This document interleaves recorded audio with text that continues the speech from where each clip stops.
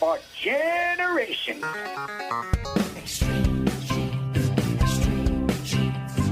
Dates in the Bible don't quite match the marriage certificate.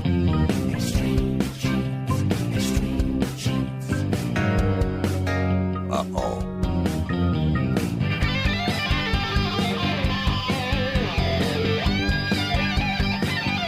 And welcome, America, to America's family history show, Extreme Genes and ExtremeGenes.com. It is Fisher here, your radio root sleuth on the program, where we shake your family tree and watch the nuts fall out. Boy, we got a lot to talk about today. We've got Maureen Taylor, the photo detective, on the show to talk about a couple of things that have come up over the last few weeks. I ran into this photograph that had been digitized 16 years ago and was posted on a website, and it split. Yeah, half the head was like a half an inch lower than the other half of the head. Anyway, we'll talk about that coming up in just a little bit. She'll talk about how long these digitized photos might survive. Also, we're going to do a segment talking about post-mortem photographs of the 19th and early 20th centuries, where they came from, some of the history of that, as well as ghost pictures you might find from that era. And she's got a great history on that to share as well. So good stuff coming up with Maureen in just about 10 minutes. Hey, if you haven't signed up for our weekly Genie newsletter yet, we invite you to by going to our Facebook page or extremegenes.com. You can sign up for free. Of course, you get a blog from me each week, links to past and present shows, and links to stories you'll appreciate as a family historian. Right now, it's time to head off to Boston, where David Allen Lambert is standing by. He is the chief genealogist of the New England Historic Genealogical Society and AmericanAncestors.org. And Dave, we have a lot to cover today in Family Histoire news. Oh, we do. And like Ancestry DNA and knowing what comes from mom and what comes from dad is now very easy to figure out. Yeah, it really is. It's on your DNA match pages now. It's a beta thing, and you're going to find possibly a few issues with it at this stage as they roll this out. But basically, it's this.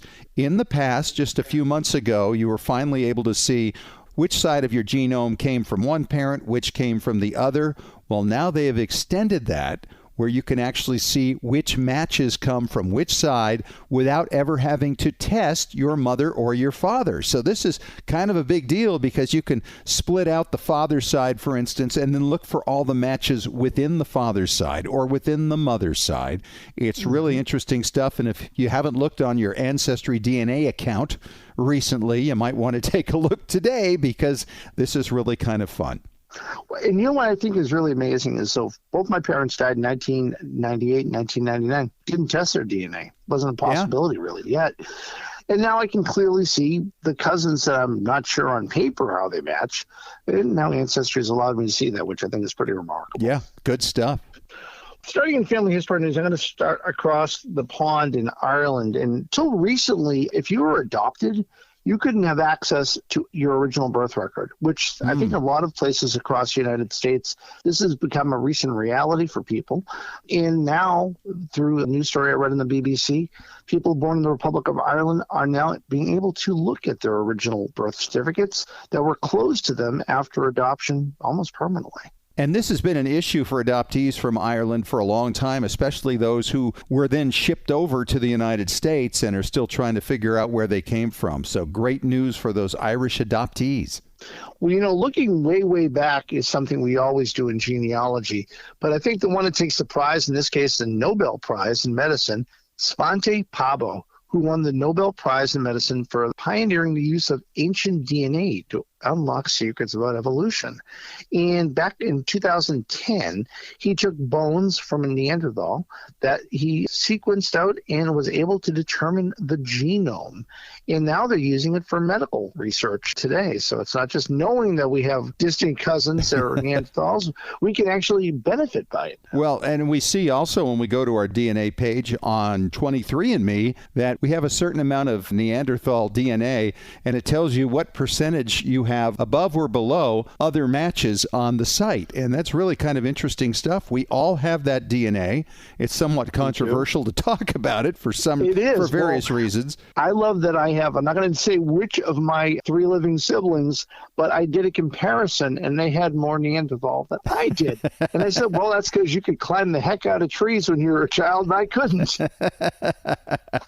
Well, Dave, we got more police stories coming out. And, of course, we've been talking police stories since 2018 in the Golden State Killer case when it comes to genetic genealogy and using DNA to fight crime.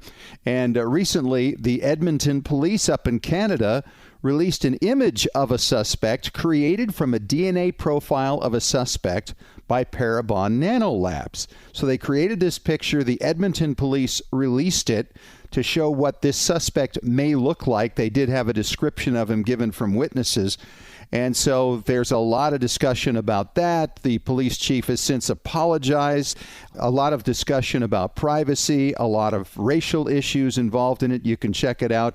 This is the first case that I'm aware of where they actually created an image of what they think the suspect may look like from DNA. Can I just have an image of my great-great-great-great-grandfather? That would be fun to do. Maybe that could come someday, right? Well, that's what C.C. Moore alluded to when we were at RootsTech one year, and I'm waiting for that technology. I better be alive when it's around. Yep. All right, and it's time for our spooky season story for this week, Dave, and this has to do with the origins of the film Ghostbusters. It was put together by Dan Aykroyd. Love that film. Oh, yeah. And Dan Aykroyd says that his grandfather worked for Bell Telephone as an engineer. And he was actually talking to colleagues about maybe putting together a high-vibration crystal radio as a way to contact the dead.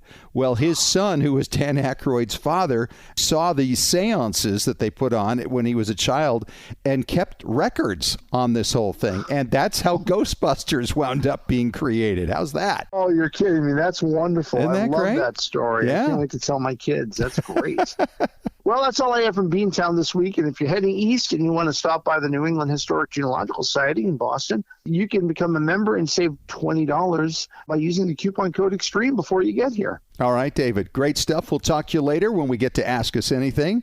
And coming up next, Maureen Taylor, the photo detective, talking about the shelf life of digital photos and post-mortem photos of the 19th century and those crazy ghost pictures from 150 years ago. You'll hear the whole history, everything coming up next in 3 minutes on Extreme Genes, America's Family History Show.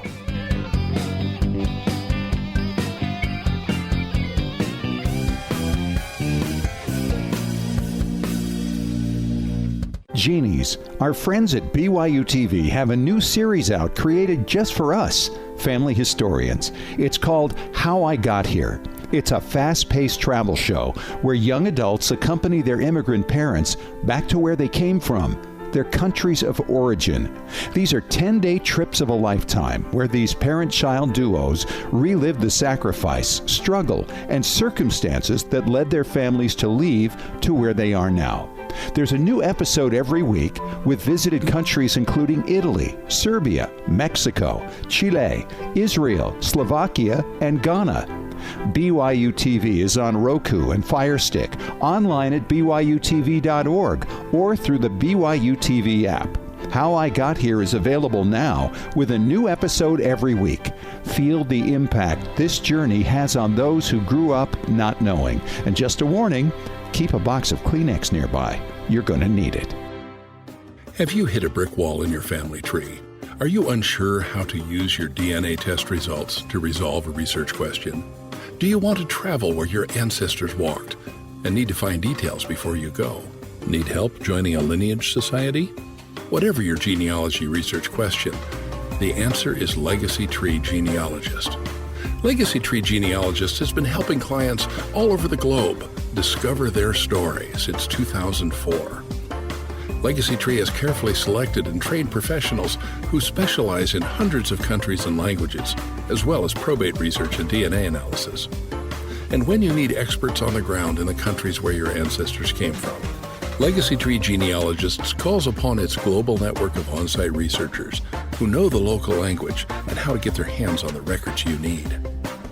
Request your free quote today at legacytree.com. That's legacytree.com. Hey Genies, Ancestry now has an exclusive partnership with PhotoMine, the leader in photo scanning and archiving. What does this mean to you? Well, imagine inheriting an old photo album and you want to digitize all the images. Up until now, you'd have to remove the pictures, place them in a scanner, crop them, and perhaps use Photoshop to improve them. Now, by using these amazing PhotoMine tools from Ancestry, you can use your phone to take a picture of an entire page from your album. The tools will automatically separate and crop each picture, improve focus, and restore color or colorize your images. Then you can assign which picture goes to which person on your tree. If you've been waiting years to get around to the tedious project of scanning your old albums, it's been worth the wait. No more pulling your photo albums apart and trying to reinsert the pictures back in proper order. No more tearing of your old photos while removing them from those so-called magnetic albums of the 1970s. Sign in to Ancestry through their mobile app to try it out.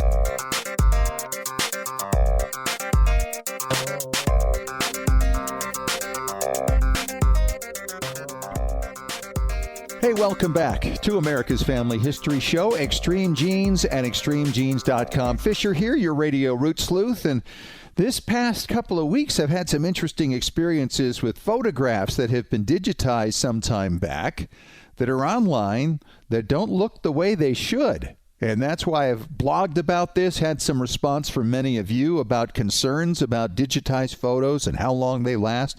So I thought, well, why not go to the expert in the field, the photo detective, Maureen Taylor, who's on the line from Rhode Island today. How you doing, Maureen? I'm good, Scott. Nice to hear your voice. Thank you. You too.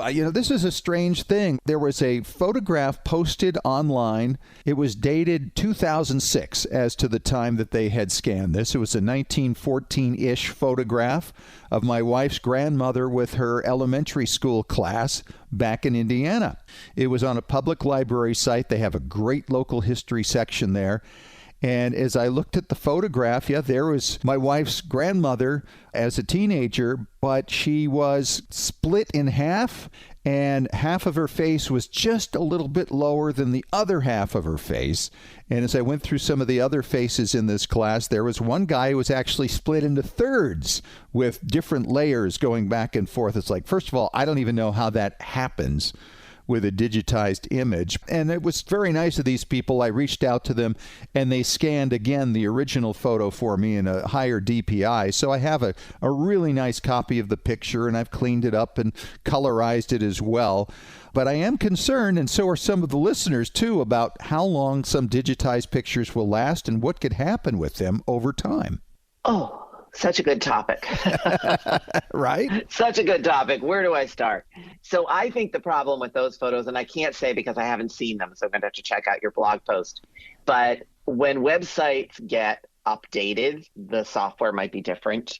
Mm-hmm. And that might be the problem, because if it were uploaded as a JPEG, and in 2006, and even today, we're saying if you're going to upload an image to a website, it should be about 72 DPI. Yeah. Which is really low resolution. Yeah. Right? Yeah. So I recommend people scan everything as TIFF files. It's a really high resolution image. It's preservation quality. Right. But you don't necessarily share those online. Websites aren't set up. They're larger files. They're large, right? Yeah. Then now there are new image formats. So the standard for image formats are JPEG, which, the more you touch it, the more digital quality you lose.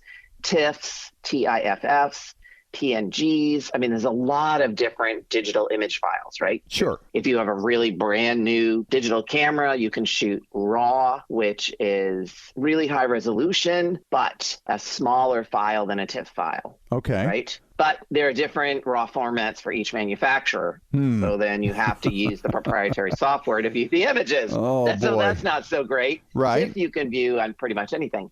But there are two new image formats. There's HEIF and HEIC. So I have an iPhone, and when I take pictures with it, it saves as one of these formats. So image quality is good. It's significantly smaller file than JPEGs. Okay. Better image quality, and you can, I believe, share it online, because I share them online all the time. Sure. Now, some websites reformat your image in order to share it on their website. Right. But I'm having trouble understanding what happened with that image that became split. Yeah. I'm pretty sure it must be like it was a website that they set up in 2006 or before. They uploaded images probably at 72 DPI. That's 16 years later. they probably redesigned the website, and oops, maybe somebody didn't notice what happened to the pictures when they did that. Yeah. Now, I don't know that it was all the others. I did see some other pictures there, but they didn't have the same problem. Of course, a lot of people, all of us, have been digitizing pictures for a long, long time.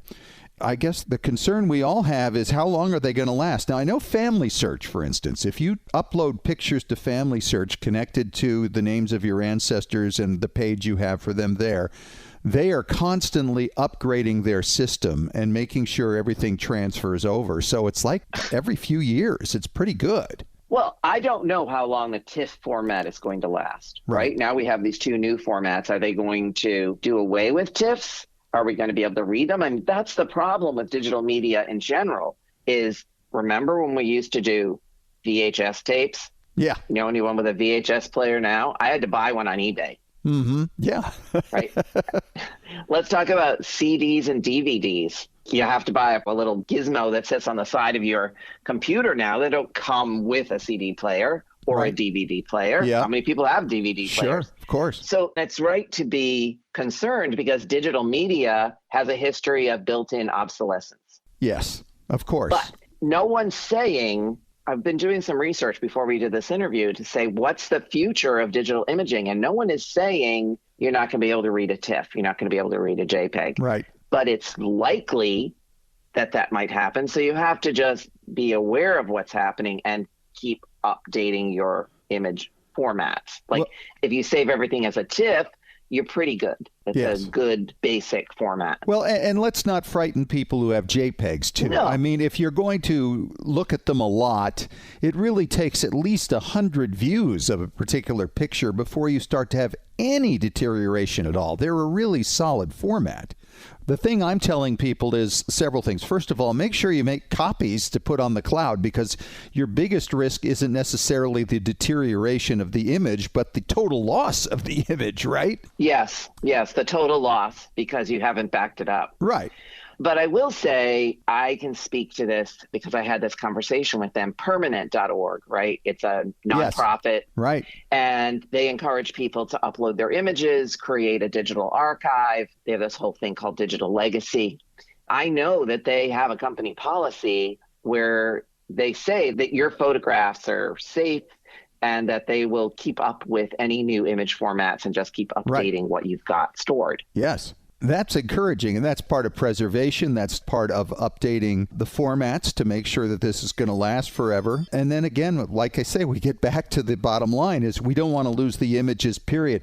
I also like to make actual copies, physical copies, because there's something in my mind, Maureen, that has always said, what if somebody somewhere someday figured out how to take down the internet and everything you've got is gone everywhere all over the world? I mean, that's the ultimate fear, isn't it? That's a pretty dark future, Scott. Did that ever cross your mind? Of course it does. But here's the thing. Yes, I advise people to print significant images. Yes. Why? Because it's another backup. Yep. 2, think about scanners and how that technology has evolved. I was actually just trying to think, like, when did I have my first scanner? My mother-in-law actually gave it to me for a Christmas present once. And I was like over the moon. I was like, oh my goodness. Yeah. I would love to have the scanner. I think it was like 2000, maybe even before that. She gave me this nice, beautiful Epson scanner. And the resolution of that scanner was not what the scanners are today. Right. I've got an HP here myself, and I typically will scan around 1200 DPI. I feel real good with that. I scan at 1200. Right. You can always go smaller. You can't go larger. Exactly. So it's really important stuff to do, but it sounds like we really don't have any real answer to this and what happened to that one photo, and is that something we need to be concerned about in terms of our own archive of digitized photographs? I don't think so. I really believe that had something to do with their website. Okay. Well, let's hope that was the case. Let's just talk about the history of digital media, just so we can see where we've gone. I'm not sure people actually understand how long digital imaging has been around. So it's electronic images and it's sensors, okay? Yeah. So any electronic image sensor can be digitized. And this was achieved, and this is according to Wikipedia, as far back as 1951. Really? Who knew? 1951.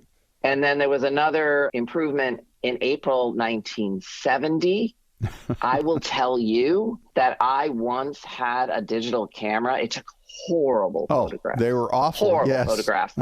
It had a little, those little hard, they're not a floppy drive. Right. What happened after the floppy drive. That little disc thing, yes. Yeah, little disc. It had a disc. You would stick the disc in there and take pictures, and it was on the disc, and then you'd put the disc in your computer. Sure.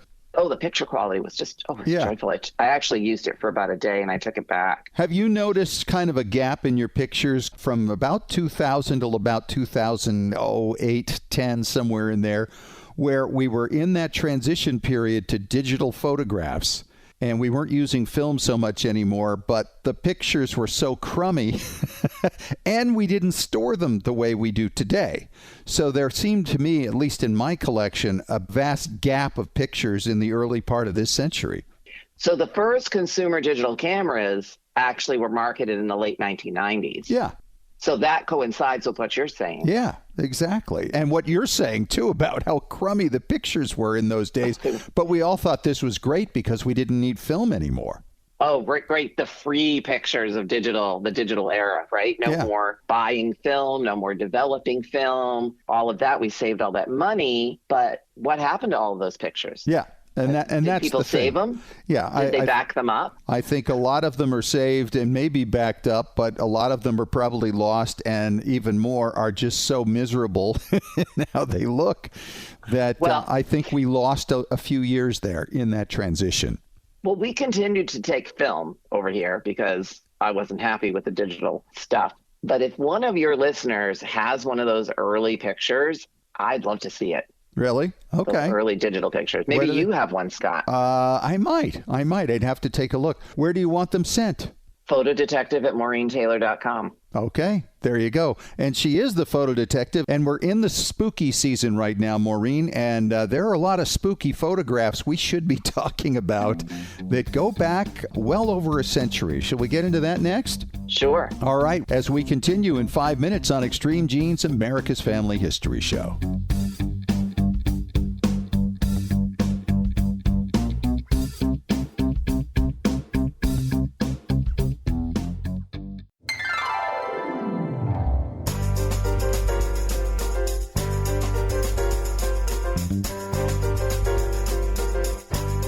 All right, we're back on Extreme Genes, talking with Maureen Taylor. She is the photo detective, and it is spooky season, Maureen. And we know there are a lot of spooky photographs that go way back. There were actually things done in the 19th century that we do not see anymore, thankfully, particularly those post-mortem photographs. Do you know what the history of these things are? I do. And Scott, I have to correct you. They are still being taken today. Oh, no. Really? Oh, yes. I've never seen a modern one. Oh, there are them. And is that in other parts of the world or here? Here. Okay. Yeah. Digital photography makes it easier because you don't have to send it to the photo studio. Mm-hmm. Yeah. But I did a while ago talk with someone from the Association of Gravestone Studies, and they were talking about how, yes, postmortem photography was still happening, and you could tell that by the number of flash cubes that were in the trash. Oh. Right. Exactly. I didn't talk to them in the flash cube era, but they were talking about how it was still happening and still happening today. But anyway, talking about it at viewings? Yeah. Okay. I stand corrected. Yeah. Postmortem photography goes all the way back to the Daguerrean era. Okay. And before that, there were paintings. Okay. I always understood that the postmortem photographs were because people didn't have a living photo of somebody or a baby, and they wanted to remember what they looked like. So when photography came along, they started to take those pictures. But you would think that if you're going to do a painting of somebody, you would want to do it in life. Why were they painting them in death? Blah. For the same reason. It's an artistic representation of this person's life. Okay. There was actually a whole show in New York I saw a few years ago at the Folk Art Museum in New York City. Okay. I don't know the exact title off the top of my head, but it was a fascinating exhibit because there are lots of daguerreotypes and photographs, but there were also paintings. sort of memorial paintings, there was this whole language of symbolism in paintings that would represent whether certain subjects in the painting were dead or not. Like you have a whole family. The one I remember was a whole family in a house, and there was symbolism to signify which children were deceased and which ones weren't. Okay. It was fascinating. Yeah. So then into the photography era, this just continues. I don't collect them. I find them deeply disturbing. Death is not attractive in any way. Right. But I can understand that desire to have a picture of someone in your family or pose with them if you don't have any other photograph of them. Yeah. I had a client come to me with a daguerreotype, and we dated it. It was taken in France. Absolutely beautiful daguerreotype. And the person standing next to the coffin was not actually a relative of the person in the coffin. Why? It was like someone that they worked with or admired, you know, a mentor was dead. So it was pretty amazing. We also have those pictures out there of photographers propping up people to look like they're alive just after they had passed. No. These are online all the time. And crazy. Yeah, they're online. They're on YouTube. Postmortem photographs are among the most misunderstood and misidentified images. I'm not sure, Scott, what the attraction is with thinking that you have a picture of a deceased relative when the people in the photograph are actually alive. I will say that just this past weekend, I went to a photo show. There haven't been any photo shows for a long time. So I was so excited to go, and I saw a postmortem. It was 1880s, a woman sitting in her living room, and she was holding a deceased infant that looked like it was either premature or there was some sort of birth defect. Something was definitely wrong with the infant. But the woman was sitting in her living room holding this deceased infant in a full, like, christening outfit. Interesting. It was sad and disturbing. Of course. But there are other images that we could talk about from the 19th century, and actually they continued into the 20th. The spirit photographs, yes. which, right. So the spirit photographs are actually a double exposure. Yes. They're not actually a spirit in them, but a guy by the name of William H. Mumler really made money on this.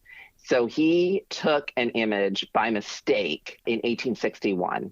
Basically, he took a self-portrait in a friend's studio using a plate that he did not know was already exposed. Okay. So then it was, oh, this is a joke. Look at this, how funny. But then the spiritualists got a hold of it, and then he became incredibly popular because everyone wanted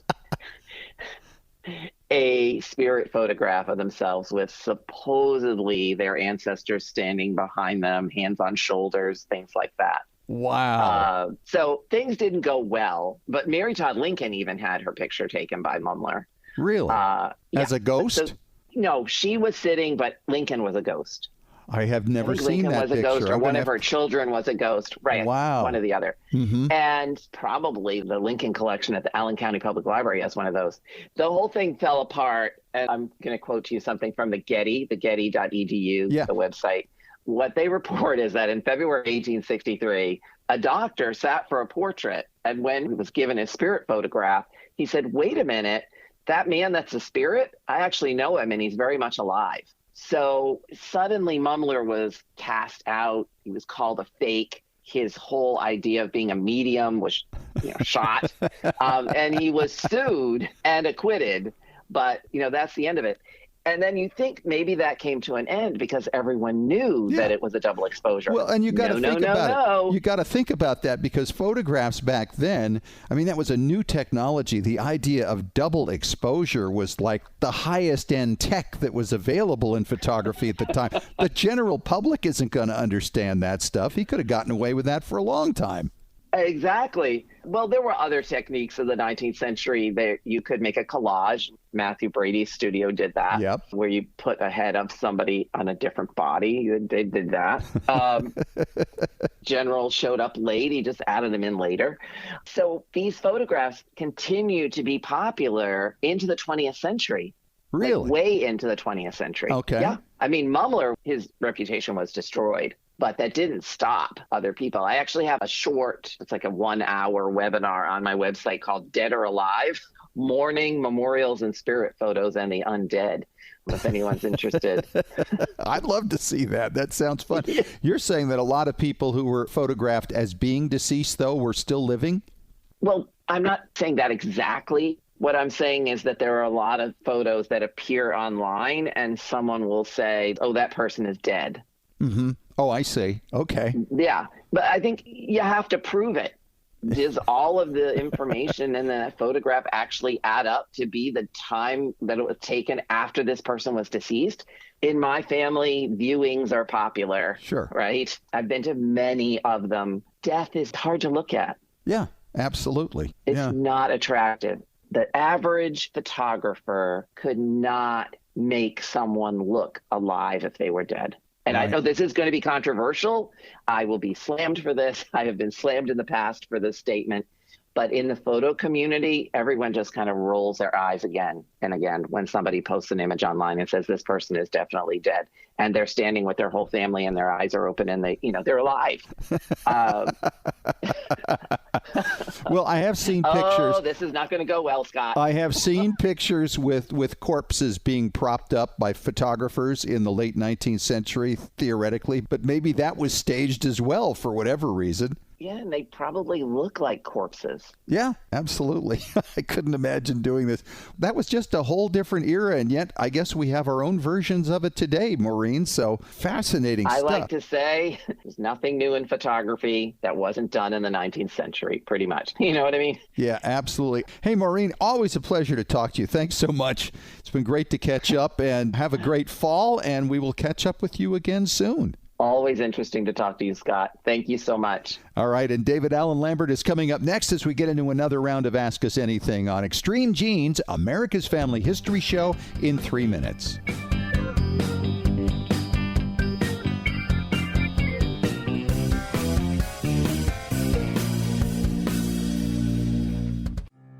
Have you hit a brick wall in your family tree? Are you unsure how to use your DNA test results to resolve a research question? Do you want to travel where your ancestors walked and need to find details before you go?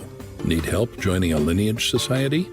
Whatever your genealogy research question, the answer is Legacy Tree Genealogist. Legacy Tree Genealogist has been helping clients all over the globe discover their story since 2004. Legacy Tree has carefully selected and trained professionals who specialize in hundreds of countries and languages, as well as probate research and DNA analysis.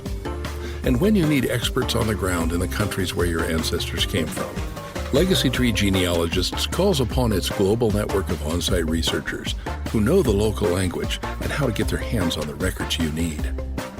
Request your free quote today at legacytree.com. That's legacytree.com.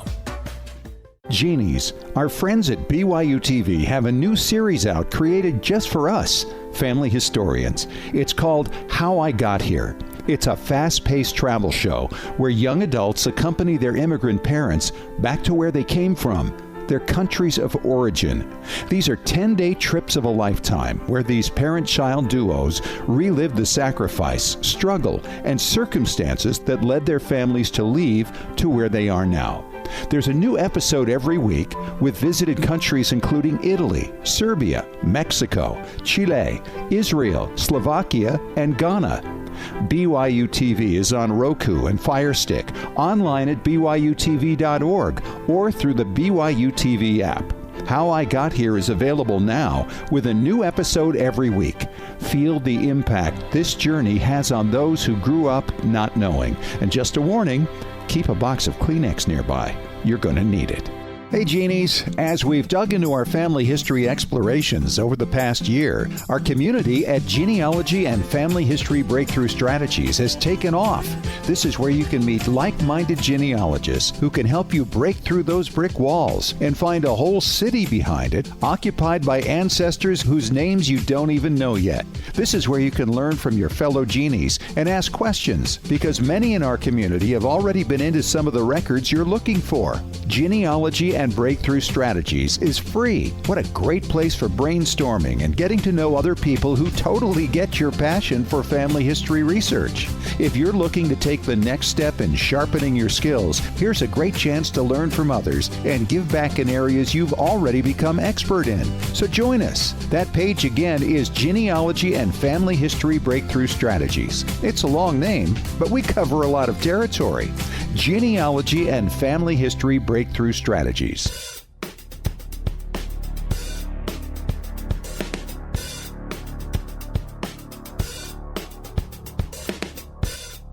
All right, back on the job here for Ask Us Anything on Extreme Genes, America's Family History Show, and extremegenes.com. Fisher here. David Allen Lambert is back from the New England Historic Genealogical Society. And David, our first question today comes from Kansas City. Lawrence writes, "Hi guys, my wife and I are getting up there, and I'm always hearing you guys talk about eBay. Well, we have lots of family stuff I'm concerned might end up there if we don't do something now. What do you think we should do?" Lawrence.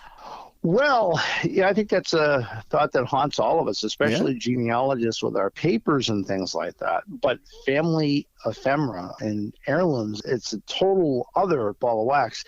Well, the first thing I would do is identify things that are already known to your family members and maybe reiterate who is going to get what, or tell the family connection to that. I mean, it could be as simple as taking a picture of it in creating a scrapbook from the pictures, or even a web page if you really wanted to, or just putting a piece of paper in that item and says, this was great-grandma's teacup from when she got married in 1917.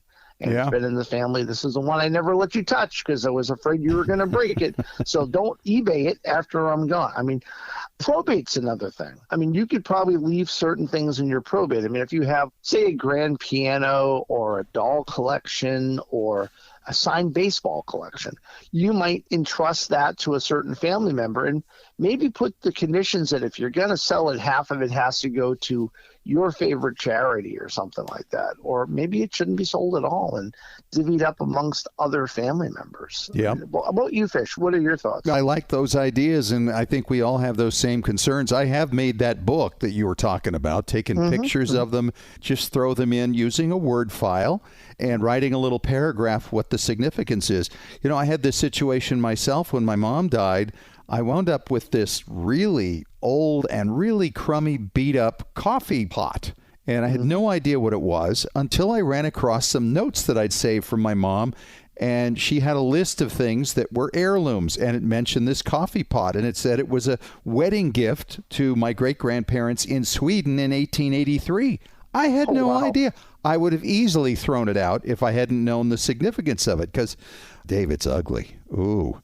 So, you know, for it to survive another generation or so, you got to make sure they know. I like the idea, however, of combining the book along with the notes, either inside the item or attached to it somehow, maybe underneath. That way, you're doubling your chances, and maybe even spending a little family meeting at some point, bringing these things out, helping them know what they are, and maybe farming some of the stuff out before you go.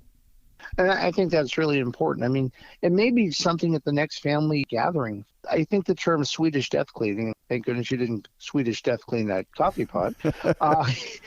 If you have something that you know that you want given to a child or a grandchild that's old enough to entrust it, and give it to them now. Yeah. This is a great way of getting the artifact that you have long worried about into the proper hands while you're living. Right. And hopefully it's the right people. And, you know, that's part of the game, too, is trying to figure out who wants what. I mean, there might be somebody who wants everything. And there might be others who say, oh, I'm really interested in this, or somebody else who said, I'm really interested in that. The other thing is you might want to consider just getting rid of all the junk in your house before you even deal with this stuff, so that this stuff doesn't get mixed in with that in people's minds as to what it is. So there are really so many ways you can approach this. But the bottom line is communication, making sure people understand the significance of the items, and maybe trying to farm it out before you're gone. That's the best you can do, because let's face it, once we're gone, David, there's no turning back. That's true. And my idea of building King Tut's tomb to put all my stuff in it, wife isn't agreeing to No, it. So. it's not. All right, great question, Lawrence. Thank you so much. We got another question coming up next on Extreme Genes, America's Family History Show.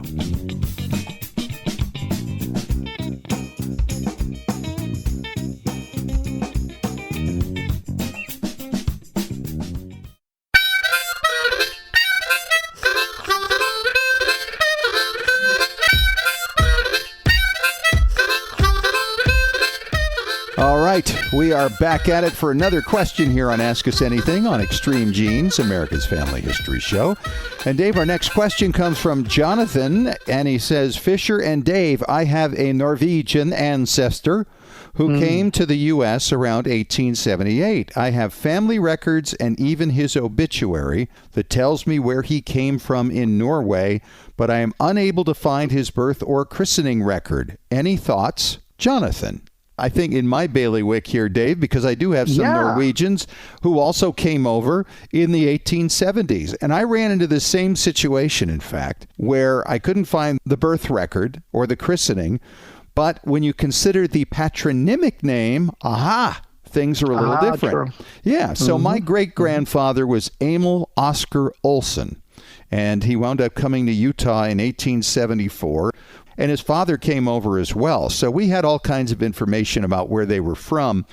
But I hadn't really considered early on that he wasn't an Olsen when he was born, because over in Norway, they will give the patronymic name. That kind of changed in the middle of the 19th century, so people would take on the same last name as their dad. In this case, originally, since his dad was Hans Olsen, he was named Emil Oscar Hansen. And so when I looked for that, then I was able to find the christening from 1849 in Oslo. Now, here's the other thing that you can do, too, if you're searching for a christening, like on Family Search in the records there, or you do it through Ancestry. Just search simply with the parents' names in place and maybe a range of years that this person was born. And you can see all the children who came up with those parents, even if they had a different last name, which inevitably they did with the patronymic system. Now, there's a very astute way of doing it, sir. And I think that you've obviously done this a couple of times with your Scandinavian. My wife has some of her Swedish ancestors. I've played the patronymic game. But the biggest problem is when they came to America, the way it's written down here is different than the way it is written down over in the old country. For instance, her ancestor who came to Massachusetts, the American record said he came from Boris, Sweden, B-O-R-I-S. It's Borås, B-O-R-A-S, which made it a little difficult to figure out, why am I not finding Boris? And I was going to ask Natasha, but she didn't know either. That's an old joke for someone who would know that reference. Absolutely. But no, seriously, I think this is great. Good tip. And what you're saying, Dave, is absolutely true. I think it helps now that we have the internet. We can go through and find what the spelling was really intended to convey in some of these records, right? I mean, they have lists of all the towns and all the provinces and all the different countries. So if you run across a name that you're not recognizing, go to some of these websites and look for the towns and villages in these various regions. And I bet you if you go through alphabetically, at least starting with the first letter, you're going to have a much better opportunity to discover the truth as to where these people were actually from. Then if you consider the patronymic name, or maybe just using the parents' names, you're going to be in good shape. And remember, too, often that the wife used the patronymic name as well, but may not have used that when she came over. So it's not just on the husband's side, it's also on the wife's side. So it can get a little bit tricky. Very true. All right, Very Jonathan, true. Thank you so much for the question. Dave, thanks for your help today, and we will chat at you next week. All right. Until then, my friend. Take care. All right. And that's our show for this week. And thanks so much to Maureen Taylor for coming on and talking about digitized photographs. How long might they last? And also those ghostly pictures from the 19th century and those post-mortem images as well. If you missed any of the show, catch the podcast on Apple Media, iHeartRadio, TuneIn Radio, ExtremeGenes.com, and Spotify. And don't forget to check out your Ancestry DNA matches and that new beta feature they're testing out, separating the paternal matches from your maternal matches without having to test your parents. It's a great new thing. Talk to you next week. And remember, as far as everyone knows, we're a nice, normal family.